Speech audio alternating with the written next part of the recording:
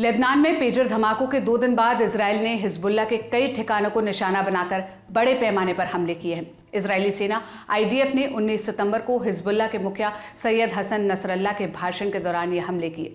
जिस वक्त नसरल्लाह भाषण दे रहे थे, इजरायली लड़ाकू विमानों ने मध्य बेरूत के आसपास चक्कर लगाए।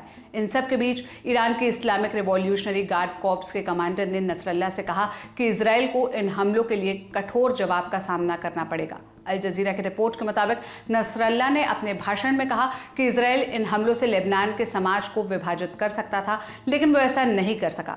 नसरल्लाह ने मंगलवार और बुधवार को हिजबुल्लाह के पेजर और रेडियो पर हुए घातक हमलों के लिए इजरायल को दोषी ठहराया और कहा कि पीड़ितों में आम नागरिक भी शामिल हैं।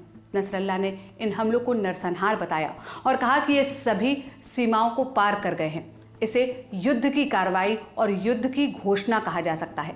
हिजबुल्लाह नेता ने कहा, ये विस्फोट एक गंभीर और अभूतपूर्व झटके थे, लेकिन ये हमारे समर्थकों और समूह के बुनियादी ढांचे को नुकसान पहुंचाने में नाकाम रहे। उन्होंने कहा कि हिजबुल्लाह इस बात की जांच कर रहा है कि हमले कैसे किए गए। नसरल्लाह ने इजरायल को चेतावनी देते हुए कहा कि उसे उचित सजा का सामना करना पड़ेगा। उन्होंने यह भी कहा कि गाजा पट्टी पर इजरायल का लगभग 12 महीने से चल रहा युद्ध समाप्त होने तक हिजबुल्लाह इजरायल के खिलाफ लड़ाई जारी रखेगा। हिजबुल्लाह चीफ ने कहा, इतना खून बहने के बावजूद हमारा मोर्चा तब तक नहीं रुकेगा जब तक गाजा पर आक्रमण बंद नहीं हो जाता।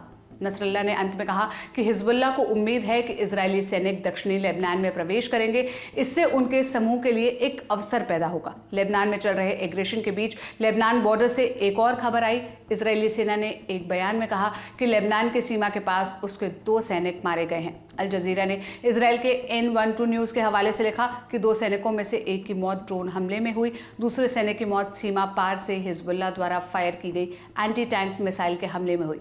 इजरायली सेना ने दोनों सैनिकों की पहचान भी साझा की। एक बयान में सेना ने बताया कि हमलों में मेजर नायल चारसी और सर्जेंट टोमर केरेन की मौत हुई है।